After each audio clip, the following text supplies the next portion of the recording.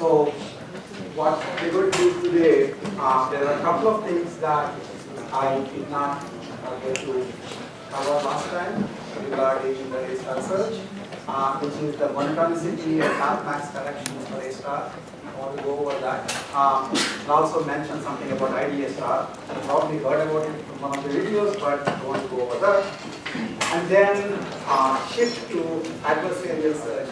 How many of you actually have seen the videos that I said you should watch? Because I know that I didn't send a separate link, I just put it on the class schedule. So how many of you have actually watched it? Okay, so the rest of you are probably waiting for a mail. So I will try to quickly cover that part too before shifting, because I sort of made the mistake of not sending a separate email saying there are slides on the schedule. In general, you should watch the schedule carefully. That's partly your responsibility. Okay. So before I get started, are there any questions?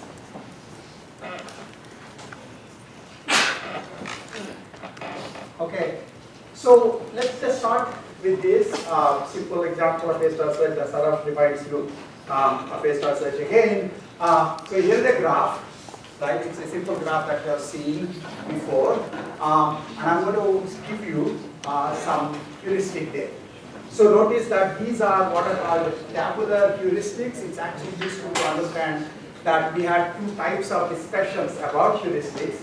One is you give heuristic, it's a function, so you just give the table of values for each node. What is the value of that? For each board configuration, what's the value of the heuristic? Okay, as if you get to make them up any which way, which actually is true as far as the properties of the heuristics such as admissibility are concerned. You can make up any numbers here as long as you can prove to yourself that at no point have you underestimated, at no point have you overestimated the cost to go. Okay. This is one way. The other way is actually we talked about making heuristics by abstracting the problem, removing the constraints, and then solving that new problem. So it has some physical semantics. Okay, it's not just you're not making up heuristics from out of thin air. You are solving an abstraction of the current problem, and whatever the solution meant there, that's what you're giving as a heuristic. And if you started with an abstraction, you are guaranteed to have an admissible heuristic, no matter. So one strange thing is for this particular discussion, it turns out that while good heuristics come from abstractions, it's not necessary that heuristics must come from some physical abstraction. You can make them up yourself. And if you make them up yourself, as we'll find out in today's class, think of the fact that heuristics are distances, right? Heuristic is giving a distance from this node to the goal node. It's a distance, right? It's a cost, it's a distance. Distances should have good properties in general. Any of you have thought of distances, you would have known that a distance metric should have good properties, such as it should be symmetric. For example, if x is 15 units away from y, then y should be 15 units away from x. Unless, of course, it's some sort of a one-way graph. Okay? And similarly, distances, another very interesting problem of distances, of course, is transitive. If the distance from x to y is 15, y to z is 20, then there is a distance from x to z of 35. You see what I'm saying? That's another property. And a third property of distances, which is actually less obvious to most people, but you have thought about it before, is this notion of triangle law of inequality. Triangle law of inequality. Okay? What triangle law of inequality is saying is that if you basically take three states, A, B, C, and you can think of distances between A to B, B to C, and A to C. And what triangle law of inequality says is the sum of any two sides must be greater than or equal to the third side. If it's greater than or equal to must be, that means the other possibility is it can be less than. And if it is less than, it won't be a triangle. When it is equal to, it is a degenerate triangle which becomes a straight line. You see what I'm saying? If you have A, B, C, and distance from A to B plus B to C is equal to A to C, the only way that can happen is B comes and sits on the same straight line. Everywhere else, B is above the straight line or below the straight line in any which way, essentially you will wind up having the sum of the two sides will be greater than the third side. This is just true of any triangles. And a good distance matrix should have triangle log inequality property. If it doesn't, then what will wind up happening is that there will be inefficiencies in the way you do search.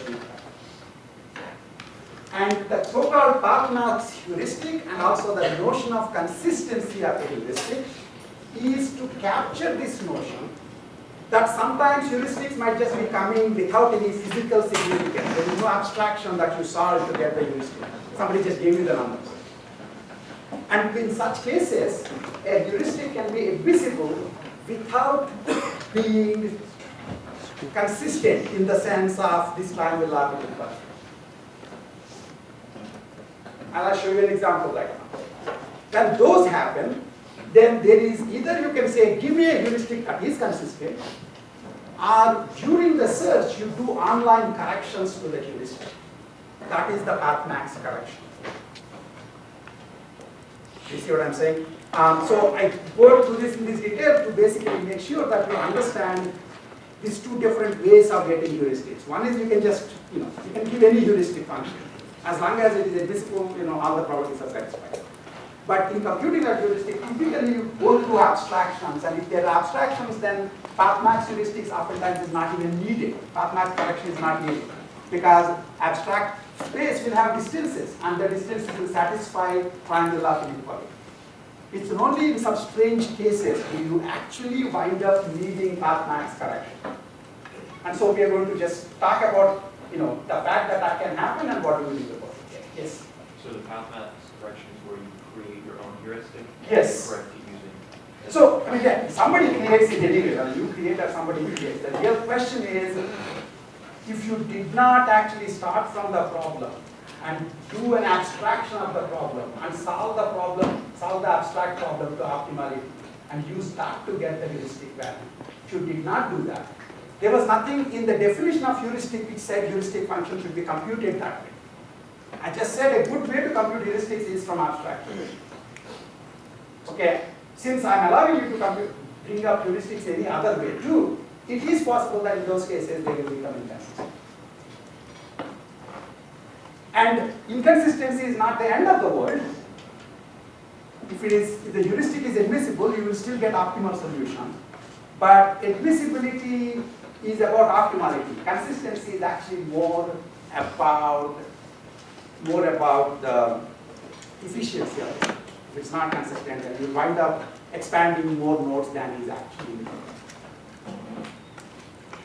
Okay, so that's the background. So having that background in mind, okay, so here is a graph. Let me start by giving a tabular heuristic. I will use this word tabular heuristic because in this graph you have no clue what these nodes are. If I said these nodes are 8 puzzle problem configurations, then you can talk about abstractions for it. It's just an abstract graph, right?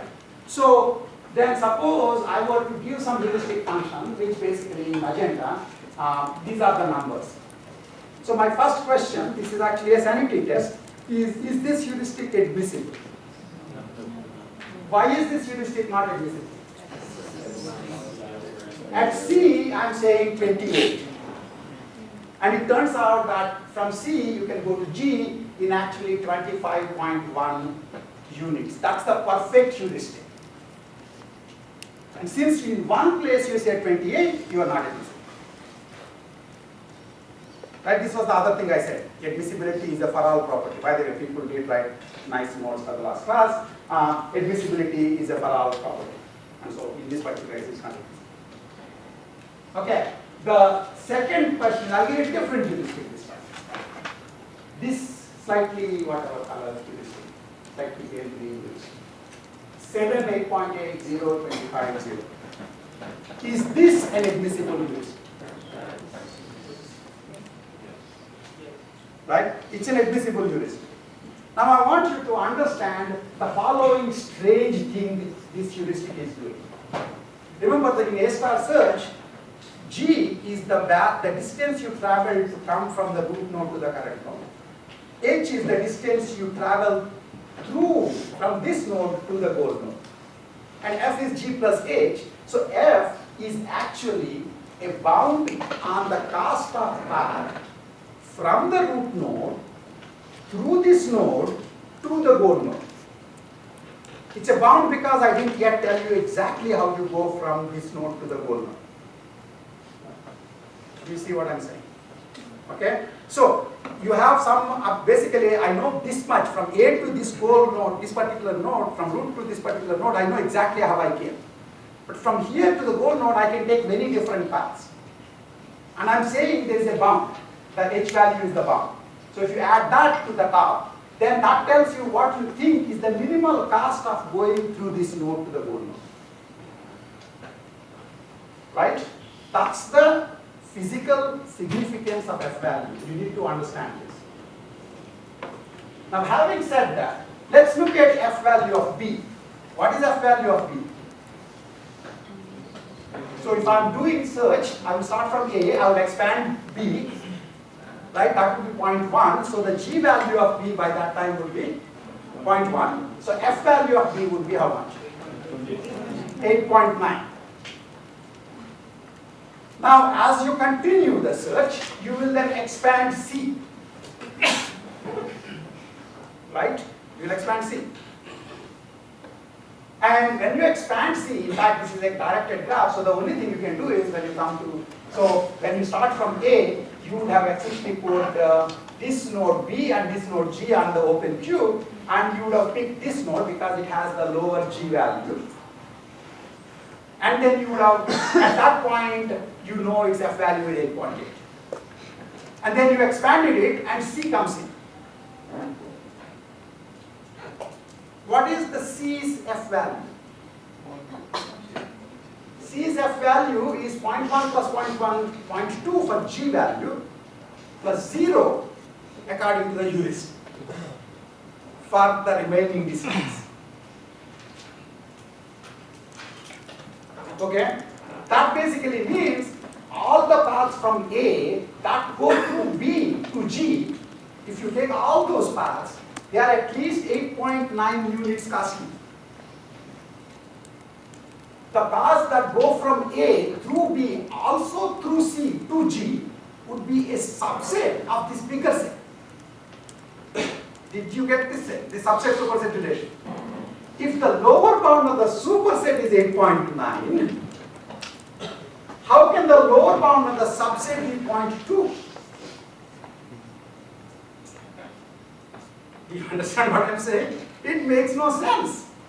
Physically, I'm saying every path that goes from A to B and any which way to G from there cannot be any less than 8.9 units costly. Cannot be any less than 8.9 units costly.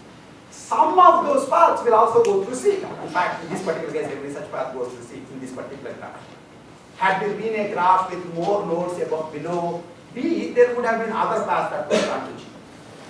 But only some of the paths that go through B will also go through C.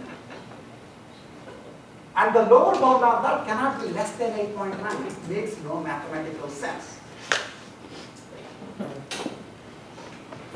You see what I'm saying? If you do keep it as 0.2, search will start basically having delusions. Do you understand what I'm saying? Remember again, the 0.2 is not the distance to the goal. Of course, the distance to the goal can reduce as you go more and more forward, unless you're going the wrong direction from the goal. But the distance from the root node, through the parent node, through this node, to the goal node cannot reduce. It has to increase or be stay at the most. Monotonicity property has to hold. Yes? Why does F of C not include the 8.8 It's not the question. Again, all I'm saying is f of c is defined as g of c plus h of c. When you came up with h, you were on drugs. Not you, but whoever came up. Okay? And they thought, oh, this, oh, from here it's 8.8 units. From here, and the only way you can get to here is through this, is 0 units total cost. That makes no sense. Total cost cannot be 0 units because coming to here would at least have that much cost. Yes? Just make sure I'm understanding it. So at the event cost increase along the path. Exactly. It makes sense. And I'm just going through it in a convoluted way to hopefully you understand that there is, again, path correction is not doing it is stupid. Because if you're not doing it, you are hoping for miracles. Yes? Does it have to increase or can it stay? It's monotonic. Okay? It actually can stay constant only in cases where g value is 0. I mean that the edge costs are 0. Since edge costs are 0 or higher, it typically will have to be low. But it cannot be less, like forever it cannot be less.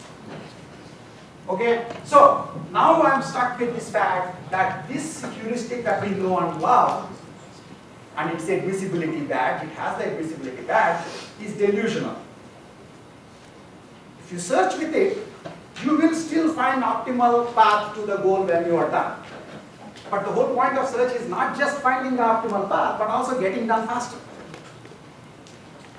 So if you search with this, heuristics of this kind, you tend to wind up expanding nodes more than is needed.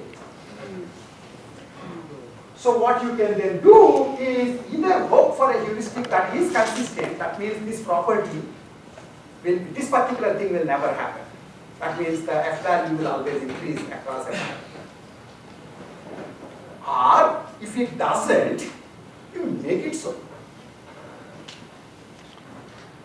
Okay, so what do? F of c is 0.2, but I would actually define f of any node to be the gn plus hm, which is the normal way of computing it, or the maximum, or the f value of the parent. It cannot be less than the f value of the parent. So I will take the max of those.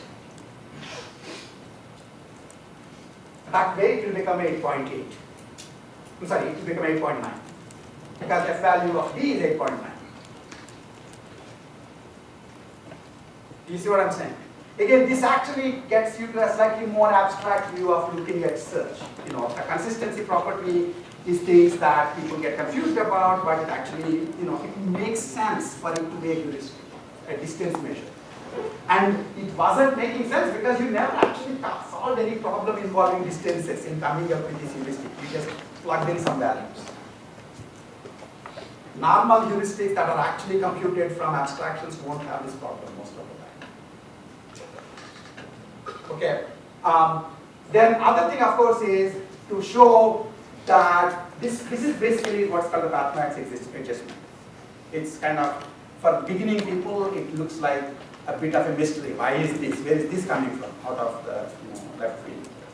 It's just because heuristics can be made up without having any connection to abstractions.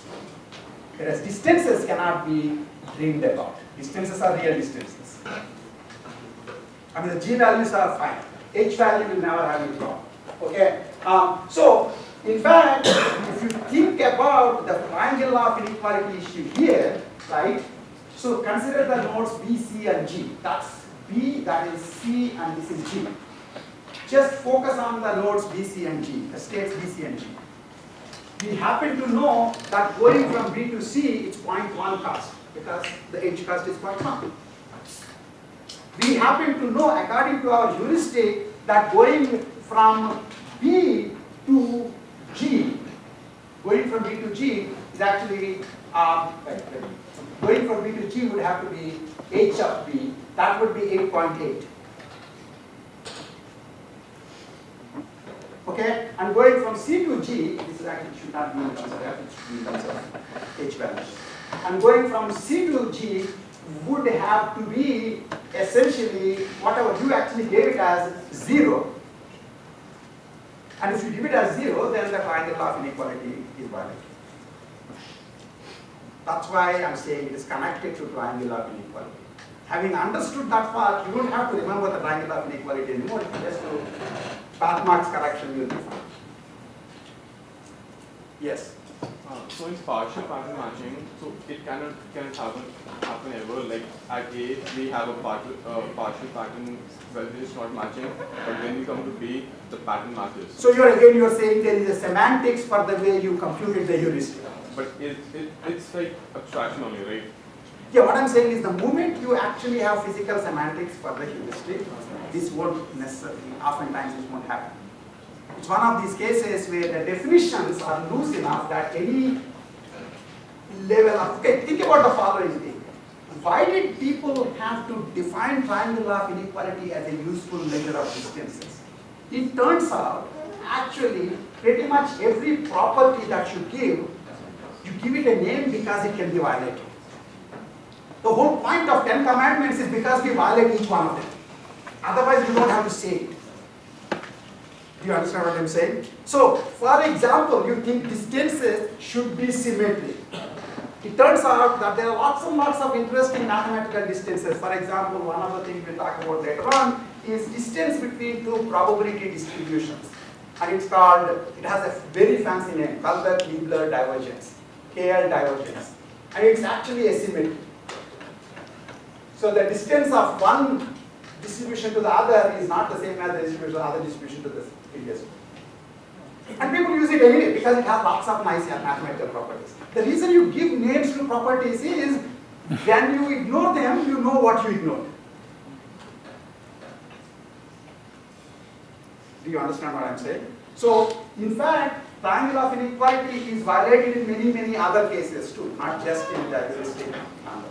And where people actually define them as closed form distances and they still won't satisfy the distance properties.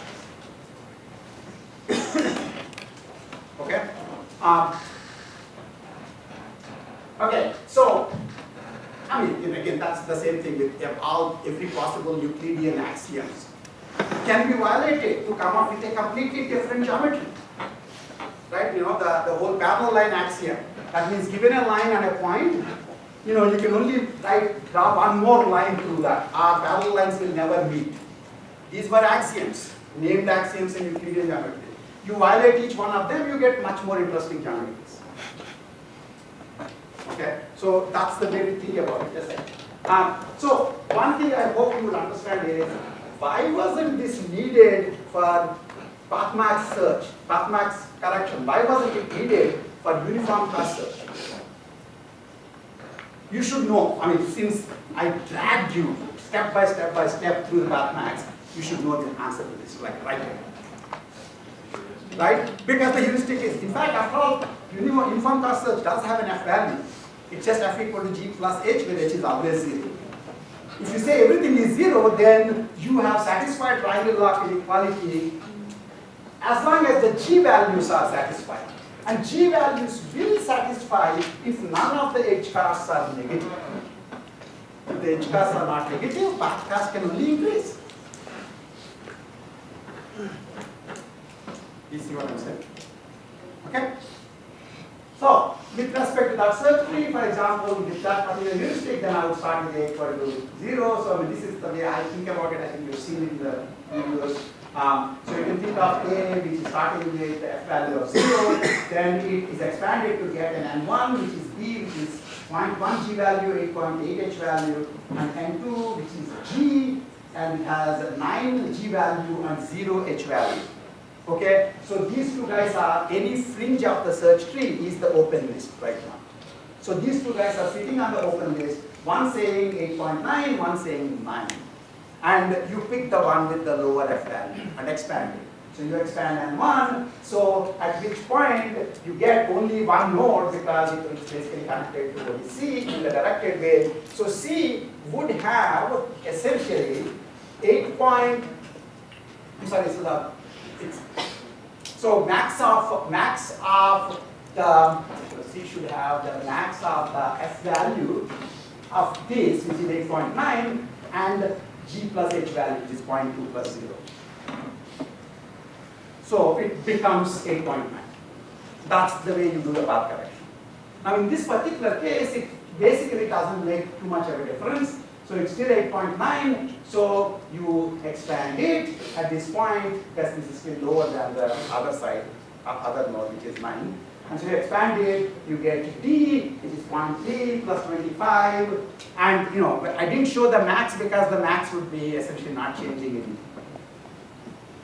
Okay, at which point this is 25.3, this is 9, so you pick that, and you expand it. When you pick the goal node to expand, you stop. When you pick the goal node to expand, you stop. By the way, how many of you realized, like truly internally, that you can't stop until you pick the goal node for expansion? You can't stop just because the goal node is on the open list. The goal node was sitting on the open list from the day 1 here. But if you stop just because the goal node is in the open list, you won't get the optimal path. You're not guaranteed to get that. Okay? So only when you pick a node, just before expanding, you ask the node, are you a goal node? And if it says yes, then you say I'm done. And then at point, you actually just go back using the parent pointers to find out the value. Okay?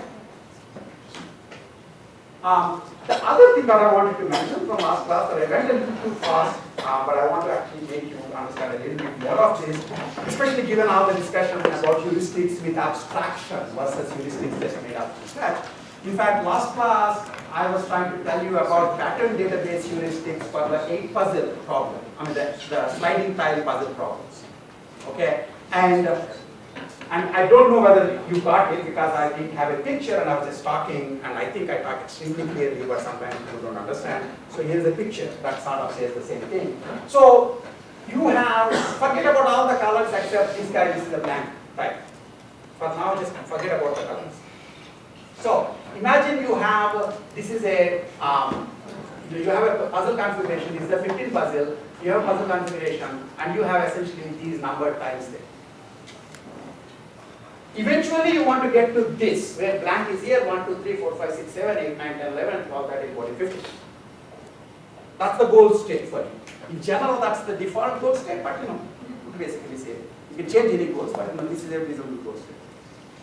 Now you can compute the number of misplaced tiles. You can compute the sum of the Manhattan distance heuristics. Both of them will give a lower bound, as does 0. That also gives a lower bound. But the lower bounds are not tight enough. You know, the good thing is to have a heuristic which is close to its star. It's a lower bound, it's close to its star. Just to the left of it. Right? So one way of doing it, as I suggested, is these pattern database heuristics, where you say that, look, I know that eventually I get everybody into the right place. But I know that when I finally get everybody into the right place, I would also have gotten these guys into the right place. In particular, any work I do just to get these guys into the right place would be a lower bound on the total work. Okay, if you don't get this, think of a slightly different example. Right now I'll say, all of you get up and stand to the side of the room. So you come and stand. Okay? I want to now put you back to your original positions. Okay? Eventually I need to put everybody in their right position. But I say, you know, it's simpler because there are fewer girls in the class. So let me put all the girls in their right position first. The amount of work I do just doing that is a lower bound of the total work I have to do to get all of you into your right positions. Because in the end, when you are all in the right positions, the girls must be in the right positions too. I could have done the same thing with boys, it's just too many boys. So that's just much, it's actually be closer to the hardness of the original problem in terms of a heuristic value. You see what I'm saying? Okay, so the pattern that I chose for me is girls are the pattern in the class. Wherever they are supposedly sitting, that's the pattern. I want to get them back into those places first and see how much work I spend for that. And then that would be a lower bound on the total amount of work I have to do to get every one of you into your right positions. Okay, the pattern here is some pattern. You can pick any pattern in this particular puzzle. So here I decided that to get the 15 puzzle into the right configuration, I need to get this column and this row into the right configuration. You would agree?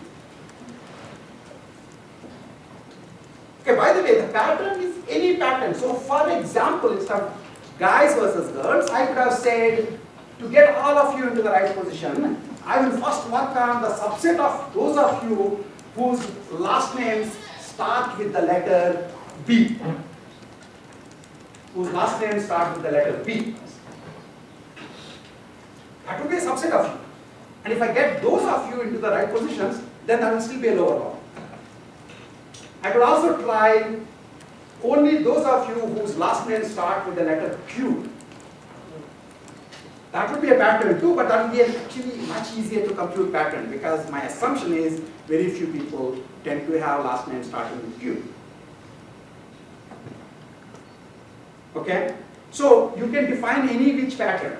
The pattern that contains more of the goal state is going to be closer to the lower bound on that would be closer to the goal distance. That something that is small, much smaller, would be farther from the distance. So the bigger the pattern, the harder it is to compute, but the closer it is to the goal, the actual heuristic. Remember that picture where you could make heuristics which can keep on increasing in cost, but they become, they lead to less and less amount of search. So this is one way. So I can keep increasing the size of the pattern. Pattern is a subset of the original goal state. Okay? So what I then want to do, of course, is just what is the cost of getting these styles into the right place. And the way I would do this, obviously, is since I'm only focusing on these styles, it is as if the other tiles didn't matter at all. They're just obstacles. Their names didn't matter. Okay? So, next slide, I will basically, so this is actually the current state and this is the pattern that you're trying to get. If you're trying to get the pattern, you essentially assume as if these tiles don't have an identity at all, they're just white. I said this last time, but I'll show you a picture. So that now the picture is supposedly what puzzle works, so you should remember this. So this is a strange kind of a puzzle. It's not normal 8 puzzle. It is not normal 15 puzzle. It's a kind of puzzle where these guys have their faces with actual numbers. This green guy is the blank, so people can only move into the blank. Or in fact, as you thought about the fact, 8 puzzle can, 10 puzzle can also be thought in terms of blanks moving into other places, whichever way you want to do. But the rest of them are just equivalent tiles.